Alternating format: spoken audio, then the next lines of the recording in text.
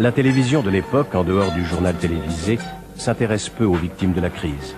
En revanche, le nouveau réalisme économique se traduit par une avalanche d'émissions censées faire admettre aux Français les bienfaits de l'économie de marché.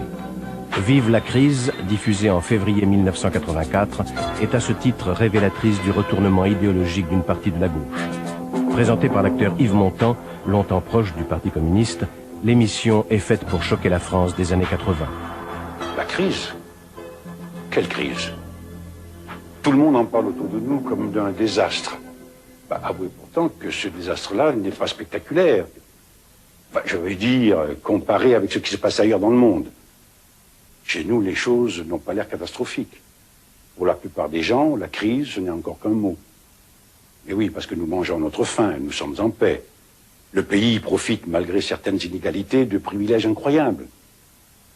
Le problème, c'est que ces privilèges, nous y sommes tellement habitués que nous ne les remarquons plus. Ah, pour moi, c'est l'horreur. C'est l'horreur. Hein, c'est l'abandon par la gauche des classes populaires auxquelles elle s'adressait prioritairement. Alors on peut évidemment dire, nous sommes dans une société de plus en plus tertiaire, c'est les bobos, les bourgeois bohèmes qui tiennent le haut du pavé, etc. Mais je dirais que cette attention presque exclusive accordée à cette partie de la société me paraît, encore aujourd'hui, un reniement profond des valeurs qui sont celles de la gauche. Puisqu'il y a tant de chômeurs, dit-on parfois, et puisque les services publics marchent mal, il n'y a qu'à engager davantage de fonctionnaires. Ben voyons. Est-il souhaitable de transformer les chômeurs en fonctionnaires? Tout au long de l'émission, les auteurs de Vive la crise vont démolir une à une les valeurs derrière lesquelles, quelques mois avant, une partie de la gauche se rassemblait. Un journaliste de Libération, Laurent Geoffrin, n'hésite pas à fustiger les dépenses de l'État et ose un parallèle hasardeux entre le nombre de fonctionnaires et le poids du chômage. Depuis 10 ans, la part du revenu prélevé par l'État sous forme d'impôts et de cotisations sociales est montée à près de 50%. Cet argent sert pour une grande part à financer les salaires de la fonction publique. Mais cet argent a fait défaut aux entreprises. Depuis 10 ans, l'investissement industriel a cessé de progresser. L'Europe compte aujourd'hui 12 millions de chômeurs. Qu'est-ce que c'est que le libéral de gauche? Oui, c'est la question à 100 francs. Ah ben je sais pas, non. C'est une distinction. J'essaye de faire une distinction entre un libéral de gauche et un libéral de droite. La distinction, le libéral est quelqu'un qui croit aux vertus du marché.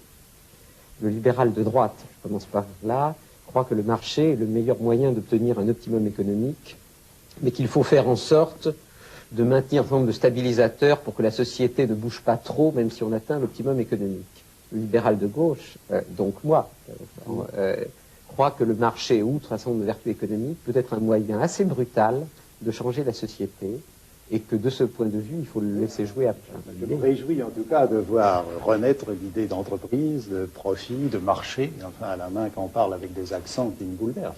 Oui. Ah bon, donc vous trouvez ça, c'est bon ça? C'est excellent. Et ça n'existait pas de votre temps? Ben, ça existait, le marché a toujours Oui, existé. mais je veux dire... Mais il valait mieux pas s'en vanter. Ah, il valait mieux pas s'en vanter. Maintenant, on peut s'en vanter. Oui.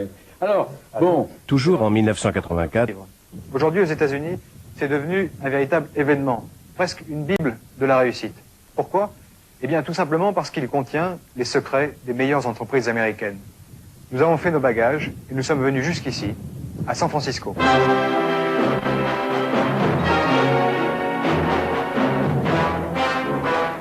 L'Amérique libérale de Ronald Reagan crée des émules dans une partie de l'intelligentsia française.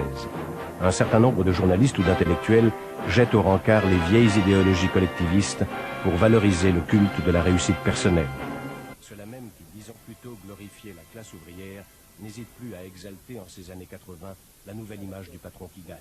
Peut-être que la pratique de l'exercice du pouvoir a montré à toute une série de gens qu'au fond, il y avait, dans ceux qui dirigent la France aujourd'hui, l'idée que l'entreprise est une bonne chose à promouvoir, que le profit est une bonne chose, mais que tout le problème est de savoir comment et qui décide de son utilisation. On passe d'une culture d'opposition, où on est forcément avec ceux qui ont perdu, qui veulent gagner, à une culture de gouvernants qui sont forcément avec ceux qui ont gagné, qui veulent rester avec ceux qui ont gagné.